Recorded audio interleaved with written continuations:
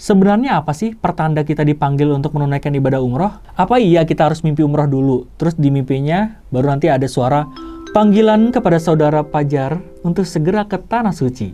Bahkan ada yang gak jadi umroh karena takut pas umroh semua amalnya dibalas langsung dan banyak ngalamin kejadian aneh selama umroh.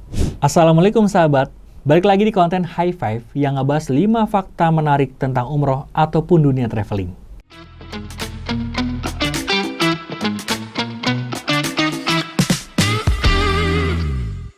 Buat sahabat yang mau umroh, pasti sering banget dengar mitos-mitos kayak gini. Ah, cuma orang kaya yang bisa umroh. Umroh tuh ibadah buat orang tua aja. Bahkan ada yang gak jadi umroh karena takut pas umroh semua amalnya dibalas langsung dan banyak ngalamin kejadian aneh selama umroh. Nah, kira-kira itu beneran atau cuma mitos ya? Oke, langsung aja kita bahas. Yang pertama, banyak yang bilang kalau kita umroh, semua amal perbuatan kita bakal langsung dibalas saat itu juga. Misalnya, ada jamaah yang tersesat waktu lagi umroh dan ada yang bilang dia tersesat itu karena balasan dosa-dosanya. Padahal belum tentu juga, karena urusan pembalasan dosa atau pahala ini jadi haknya Allah, bukan kita atau manusia yang berhak menentukan. Dan yang kedua, banyak yang bilang kalau cuma orang kaya yang bisa umroh. Apa iya cuma orang-orang kaya dan sultan aja yang bisa umroh? Tuh faktanya banyak di lapangan, tukang parkir, tukang beca, tukang sayur, bisa umroh. Malah sampai ada sinetronnya tuh, ya, tukang bubur naik haji. Caranya gimana? Ya nabung dong. Dan yang paling penting adalah niatnya.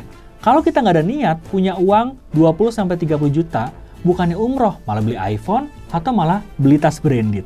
Lagian juga, Gen Z, zaman sekarang kalau sekali ngopi bisa sampai 100.000 atau lebih. Padahal kalau kita niat dan ngumpulin uangnya, dalam waktu 3-4 tahun, kita udah bisa umroh loh. Terus yang ketiga, banyaknya yang menunda umroh karena belum merasa terpanggil dan masih banyak dosa. Sebenarnya apa sih pertanda kita dipanggil untuk menunaikan ibadah umroh? Apa iya kita harus mimpi umroh dulu, terus di mimpinya baru nanti ada suara panggilan kepada saudara Pajar untuk segera ke tanah suci? Ya nggak mungkin lah sahabat. Tapi sekali lagi nih, soal niat, kalau nggak ada niat ya nggak bakal dipanggil sampai kapanpun. Tapi kalau sahabat udah ada niat, walaupun sedikit insya Allah bakal dipermudah jalannya. Amin. Dan kalau dosa yang bikin kita nunda umroh, maka kita nggak akan pernah umroh. Karena manusia itu tempatnya berbuat dosa.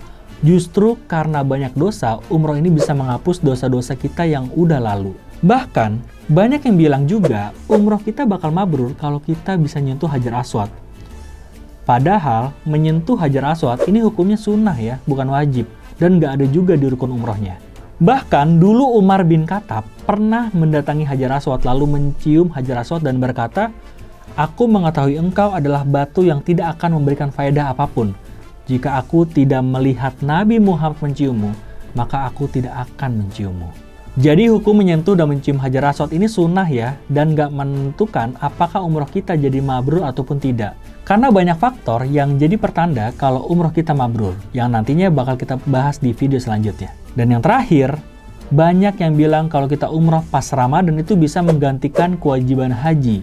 Karena pahala umroh saat Ramadan itu sama seperti kita mendapatkan pahala haji. Tapi ternyata ini mitos ya sahabat, umroh di bulan Ramadan emang sama pahalanya seperti pahala haji. Tapi nggak menggugurkan kewajiban haji sahabat. Kewajiban haji itu tetap ada selama kita mampu secara fisik dan finansial.